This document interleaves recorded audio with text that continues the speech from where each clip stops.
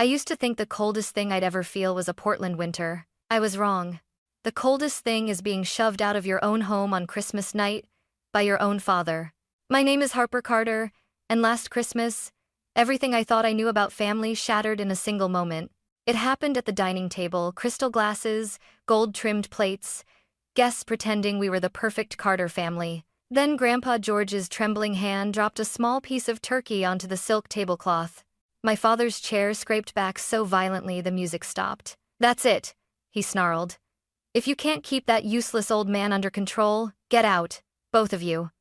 Before I could react, he shoved Grandpa's wheelchair toward the door, dragged me by the arm, and threw us into the freezing night. I thought we'd lost everything. I didn't know. Grandpa had a secret worth $2.3 billion. I didn't feel the cold at first. Shock is warmer than any coat. Snow drifted into Grandpa George's lap as he clutched the thin blanket across his legs. His breathing turned quick and shallow the way it always did when he was scared but trying not to show it. "Harper, are you all right?" he whispered. I wasn't, but I nodded anyway. Behind us, through the frosted windows of the mansion, laughter continued as if nothing had happened, as if a man in a wheelchair and his daughter had not just been thrown out like garbage. I pounded on the door. "Dad, open the door. Grandpa could freeze out here." Inside, I heard clinking glasses. Someone asked, "What's happening?" Then my father's voice, cold and sharp. "Nothing. Just taking the trash out." Trash. He meant us. My throat tightened, a burn rising behind my eyes, but I forced myself to stay steady for Grandpa's sake. "Come on," I said, kneeling beside his chair. "I'll take you home." He reached out, resting his shaking hand on my shoulder. "I'm sorry," he whispered. "I never wanted you to see this." But I had. I saw everything: his humiliation, my father's cruelty, the guests pretending they didn't notice. As I pushed his wheelchair down the icy driveway, snow crunching under my boots, one thought sank deep into my chest like a stone. This wasn't my family anymore. Not after tonight, and I had no idea that losing them was the first step toward discovering a truth worth $2.3 billion. The moment we reached my tiny apartment on Hawthorne Street, the heater died again. It greeted us with its usual cough, 2 weak clicks, then silence. Perfect. I rushed to wheel Grandpa George inside, rubbing his cold hands between mine. "Sit tight, Grandpa. I'll warm the kettle." He nodded, trying to smile. "I've survived worse, Harper." But his lips were turning blue. The apartment was embarrassingly small: peeling paint, a sagging couch, a kitchenette with a flickering bulb. Everything looked even worse compared to my father's chandelier-filled mansion. I caught Grandpa scanning the room. Not judging, just hurting. "Harper," he said softly, "I shouldn't be here. I'm a burden. Put me in a nursing." "No." The word came out like a slap. I knelt in front of him, gripping his frail hands. "You're not going anywhere. You're staying with me." His eyes glistened. That night, I heated leftovers from my shift at the diner, half a roasted chicken and mashed potatoes I'd packed because I knew we might need them. I fed him slowly, watching his hands tremble as he tried to lift the fork. "Harper, you're working too much." "I'm fine." That was a lie. I worked morning shifts at the diner, then stocked shelves at the supermarket until midnight. My legs ached constantly. My hands were cracked from hot water and cheap soap, and sleep came in thin, uneven scraps. But what choice did I have? Rent, medication, food. Everything doubled the moment Grandpa moved in. At 2 a.m., after washing the last dish, I collapsed onto the small cot beside his wheelchair. Grandpa reached down, brushing a loose strand of hair from my face. "You shouldn't sacrifice your life for me," he whispered. I swallowed hard. "I'm not sacrificing anything. You're my only real family." A tear fell down his wrinkled cheek. Out of all the nights we spent together, that one clung to my memory the most: 2 people trying to share warmth in a room that barely had any. 2 people abandoned, but holding on to each other. I thought this was the lowest point of our lives. But we were only standing at the edge of a much bigger truth, one that would flip everything we knew upside down. It was a rare Sunday morning when I wasn't rushing to work. I was washing dishes when Grandpa cleared his throat. "Harper," he said, voice oddly steady, "can you drive me somewhere today?" I froze. He hadn't asked to go anywhere in weeks, not since Dad threw us out. "Where?" I asked. "You'll see." He sounded different, calm, serious, almost resolute, a tone I'd never heard from him before. I helped him into the passenger seat, buckled his blanket around his legs, then folded his wheelchair into the trunk. When I started the engine, he pointed straight ahead. Go left, keep driving. No address. No hint. Just quiet instructions. We drove past the familiar streets of Portland, past the diner, past the supermarket where I stocked shelves at night, past the small clinic where I got Grandpa's medicine. Then the scenery changed.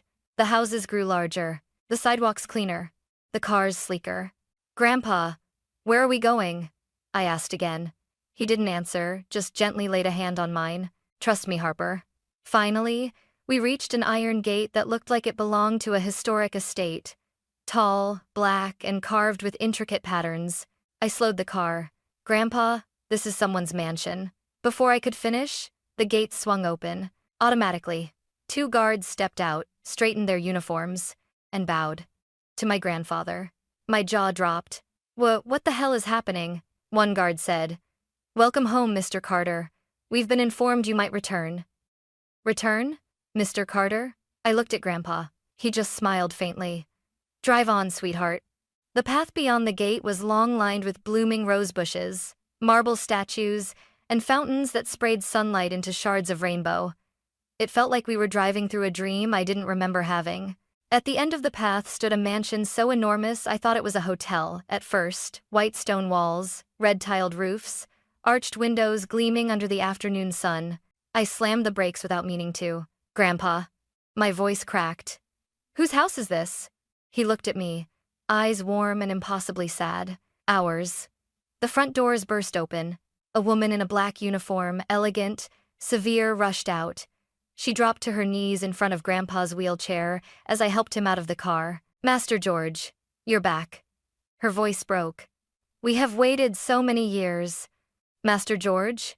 I stared at Grandpa like I was seeing him for the first time. Grandpa, I whispered. What is going on? He placed a trembling hand over mine. Inside, Harper. It's time you learned the truth your father stole from both of us. My heart hammered in my chest. I had no idea, but the life I thought I knew was about to be rewritten from the ground up. The inside of the mansion didn't feel real. Crystal chandeliers glittered above us like frozen galaxies. Marble floors stretched farther than the entire width of my apartment. Dozens, literally dozens of staff lined the hallway, heads bowed as Grandpa's wheelchair passed. Good afternoon, Master George. Welcome home, sir. It's an honor to see you again. I swallowed hard. Grandpa, why are they calling you that? He didn't answer. Not yet. He led me well. I pushed him into a massive office with floor-to-ceiling windows overlooking rolling hills and a lake I didn't even know existed in Oregon. The room smelled like pine wood, leather, and something older, heavier. Sit, Harper, he said quietly. I sat across from him at a mahogany desk the size of my entire bedroom. For a moment, he just looked at me, really looked, his eyes glassy but steady. I should have told you long ago, he began, voice rough. But your father robbed you of the truth before you were even born. My breath hitched. My father? Grandpa nodded slowly. Thomas wasn't always cruel. But greed changes people. And it changed him long before he ever had you. I leaned forward. Grandpa, tell me everything. He inhaled sharply as if pulling air straight out of the past. The beginning of the truth. 40 years ago, he said, I built a company from nothing. Carter Estates Group. Hotels, luxury apartments, timberland, commercial complexes, you name it. He paused, eyes drifting to a framed blueprint on the wall. By the time your father turned 30, the company was worth nearly $1 billion. I made him CFO. I trusted him with everything. My heart dropped. I already saw where this was going. He started leaking deals, Grandpa continued, giving competitors access to our blueprints, funneled money into private accounts, all behind my back. I clutched the arms of my chair. He stole from you? He did worse, Grandpa whispered. He signed documents in my name, forged approvals, buried evidence, and when I confronted him, Grandpa paused, his fingers trembling. He told me the company would be better off when the old man finally dies. My stomach twisted. Grandpa. That night, he said quietly, my car was run off the road. The world froze. What? He nodded. I don't know if it was him. I never had proof. But the timing, the threats, The way he didn't visit me in the hospital? A bitter smile tugged at his lips. I learned to stop asking questions. See. Ben, Dage, present salve. Dage present salve and a braid and Dage padge. I felt my throat close. That crash. That's why you're in a wheelchair? Yes. My hands shook. My father. My flesh and blood. The man who shoved us into the snow was the same man who shattered his own father's body. And Grandpa had carried that pain alone. The rise from the ashes. But I didn't die, Grandpa said, voice firming. I rebuilt. He pointed to a row of old photographs, grainy images of warehouses, stacks of lumber, men in dusty clothes. This time I kept everything in my name. Quietly. Silently. I never used the Carter Estates brand. I built a new empire under different companies, different aliases. He opened a drawer and pulled out a thick folder. Harper. I own 109 properties across the country. Timberland in Montana, high-rise apartments in Seattle, resorts in Colorado, a commercial district in Florida. My pulse thundered. And the portfolio? He added, lips trembling with an almost shy pride. Is worth over $2.3 billion. I stared at him, speechless. You're a billionaire. Not anymore, he corrected gently. You are. I choked. What? He slid a second folder toward me. A will.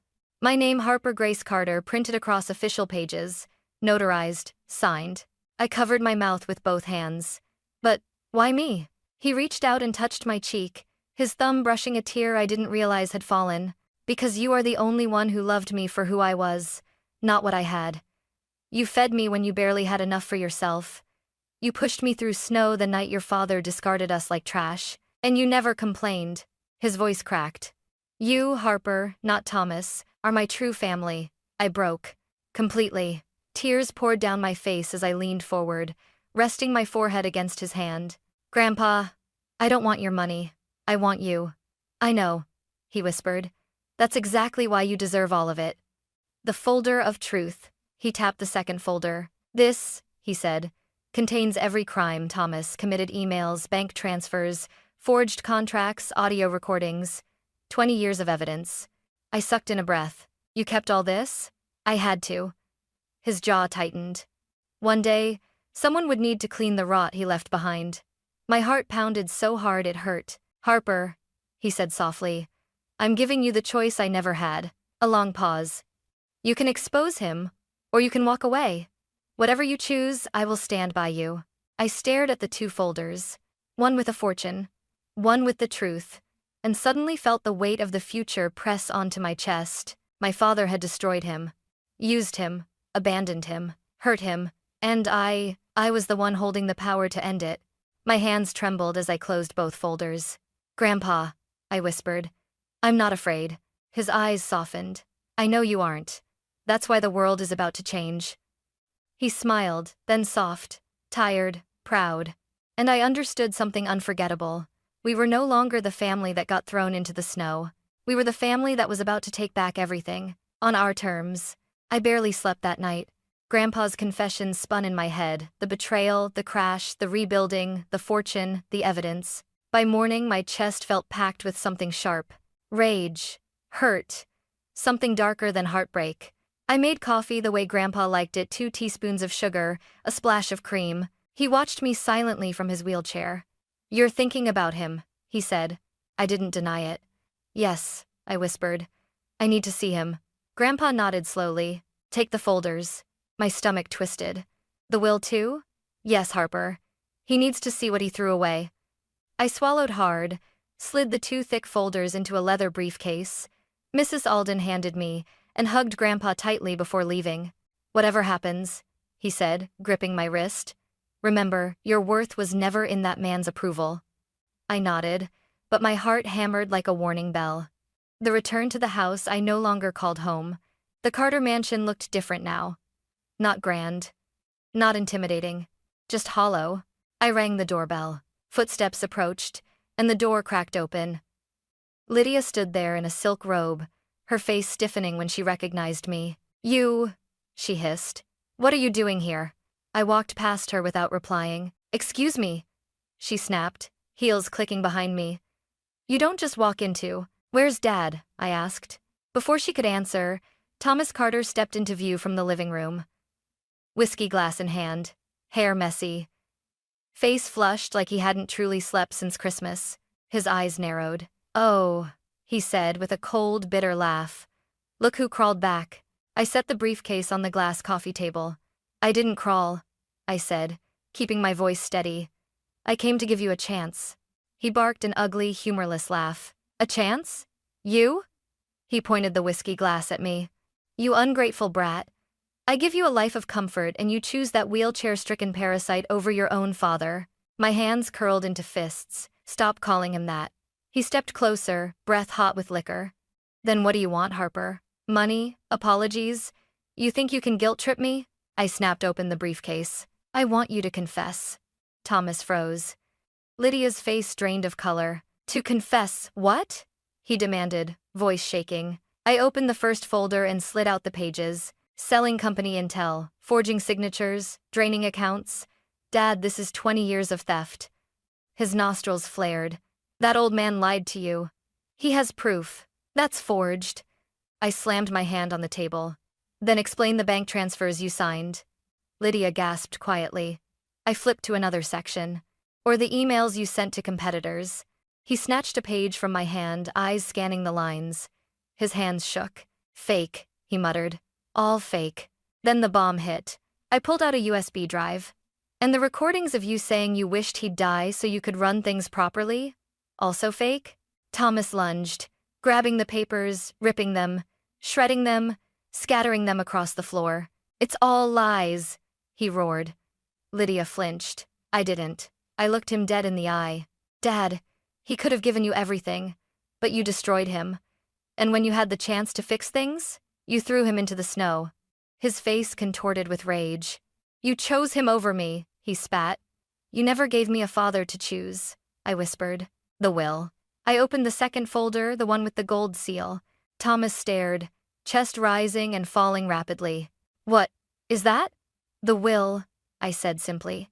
"For what?" "For everything he owns." He snorted. "Who cares? What does that old man even have? A disability check? A rusty chair?" I slid the top page toward him. His eyes fell on the number. $2,301,450,000 and 109 properties. The color drained from his face so fast he looked sick. "No," he whispered. "No, this is a trick." "It's not." His jaw clenched, breath hitching. He gave this to you?" "To me," I confirmed. "Not to me?" he demanded, voice cracking. "I'm his son." "You also tried to destroy everything he built," I shot back.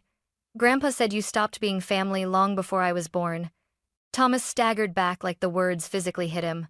Lydia grabbed his arm. "Thomas, say something. She can't take all that. You're the heir. You're his blood." I shook my head slowly. "He chose character, not blood."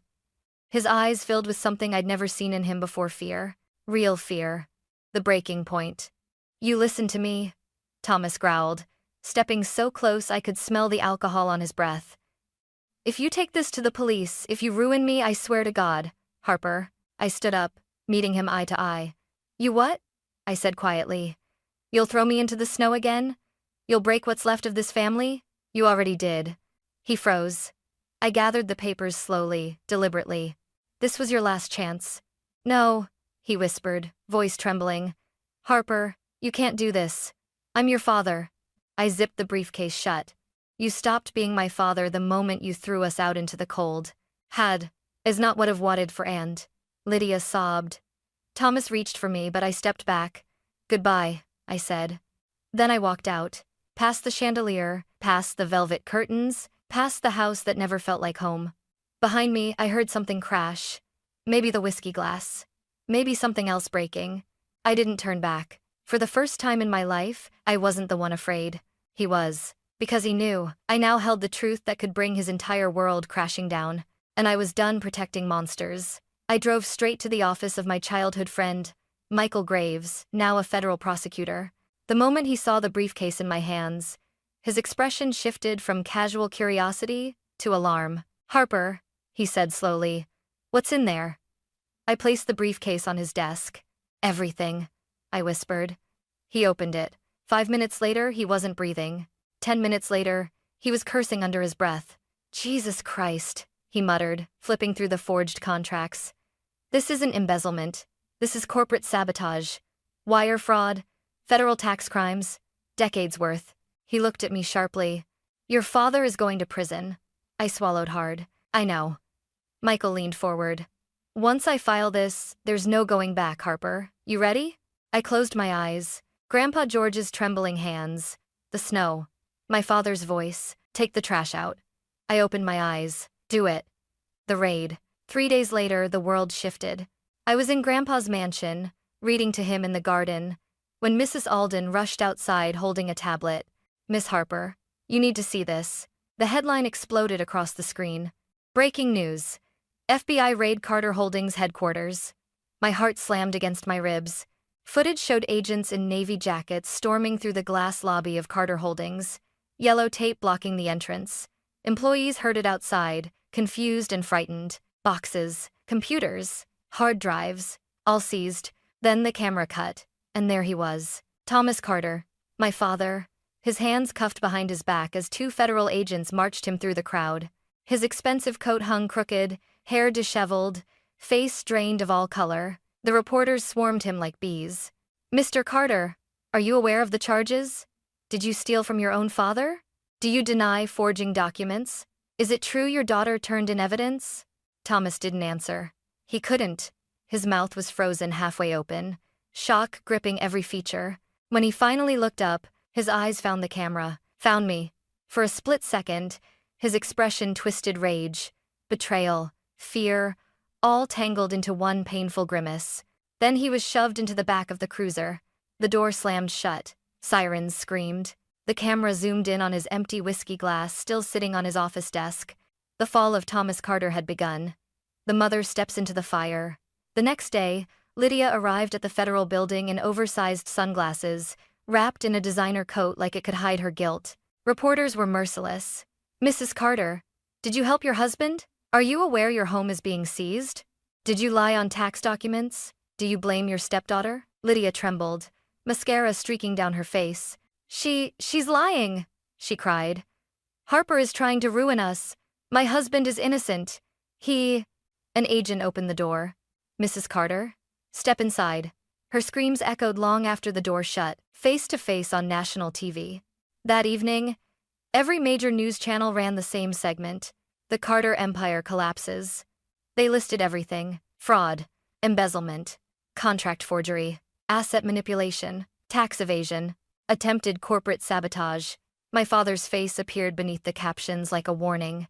Carter Holdings, all assets frozen, investigation underway, and then, anonymous sources say the evidence was submitted by Thomas Carter's own daughter.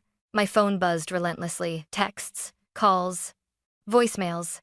I didn't answer any. Instead, I sat beside Grandpa on the couch as he watched silently, his hands gripping the armrests. When Thomas's mugshot flashed on the screen, Grandpa closed his eyes, not in satisfaction, not in triumph, but in grief. My son, he whispered, voice cracking, could have chosen honesty. He could have chosen family. But he chose greed, Harper. And greed always collapses. I put my hand over his. He hurt you, Grandpa. He hurt us both. You didn't deserve any of it. He nodded, tears slipping down his cheeks. You did the right thing, he whispered. You saved the legacy he tried to destroy. I held him gently as he cried. For the first time, he wasn't crying out of pain, but out of release. The house that once rejected us. That night, I drove past the Carter mansion. It looked smaller. Police cars lined the driveway. Officers carried boxes of documents and equipment through the front door. A large notice was taped across the glass. Property seized by federal order. For a moment, I felt nothing. Then, unexpectedly, I felt sorry. Sorry for the little girl inside me who had once believed her father could be kind. Sorry for the boy my father must have been before greed took him. Sorry for the family we never had. But I didn't stop.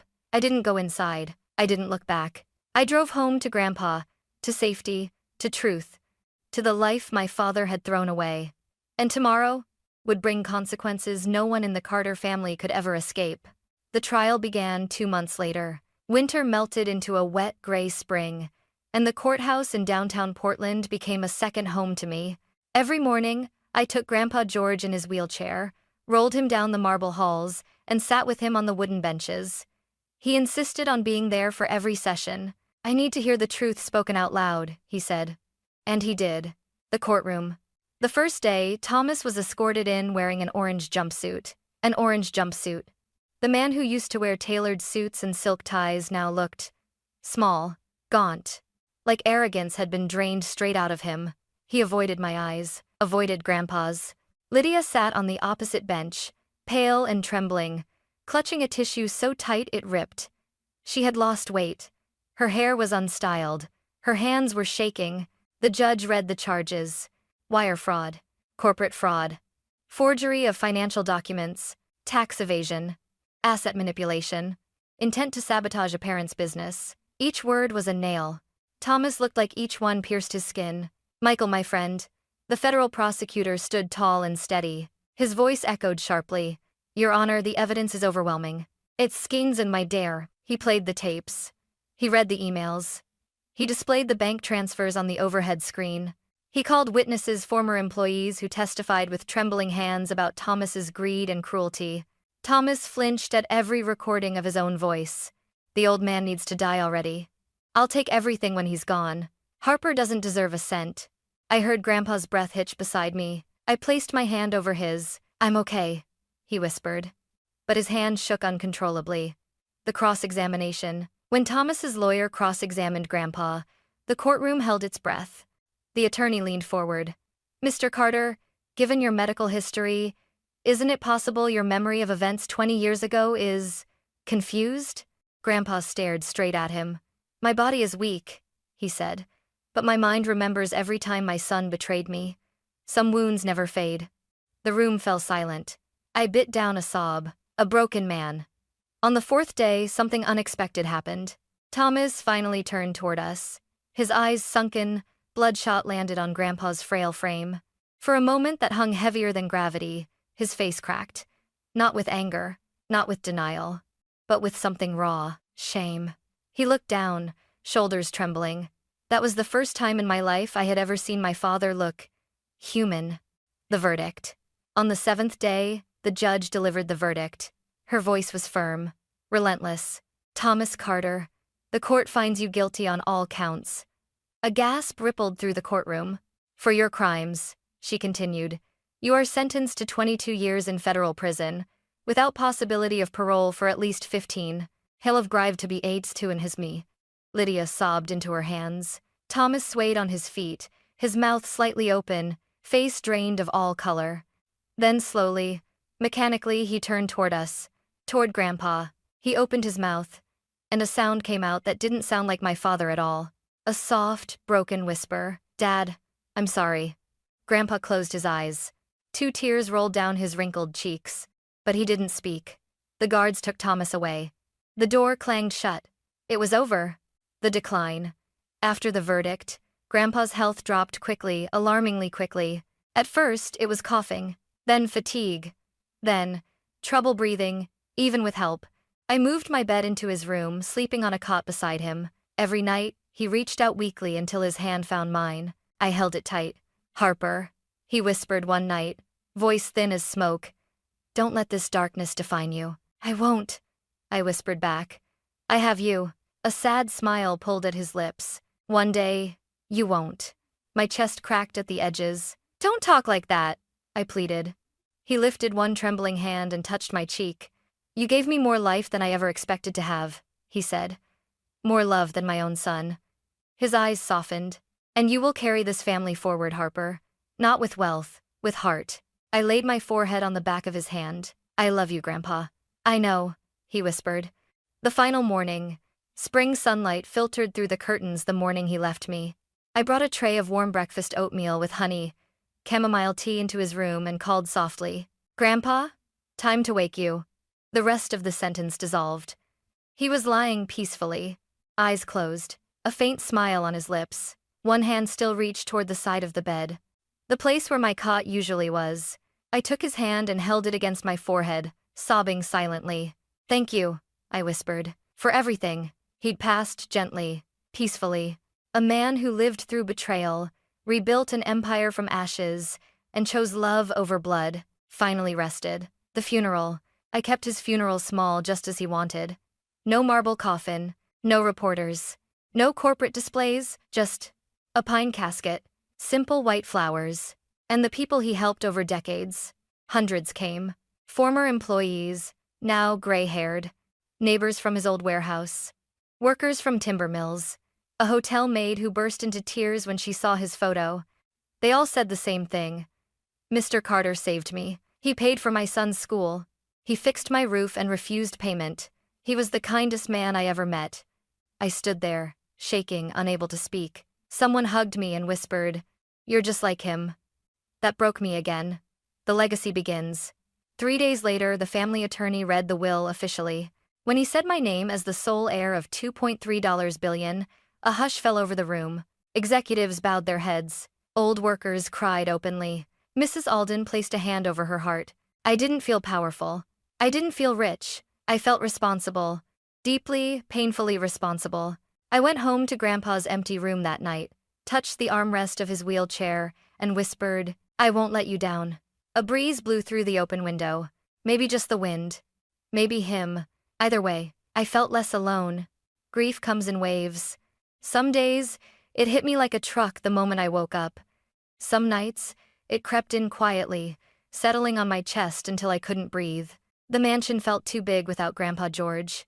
His wheelchair empty, his tea mug still on the counter, his laugh echoing in corners my father never filled. I spent weeks working through legal documents, transitioning assets, and meeting with boards Grandpa once led from the shadows.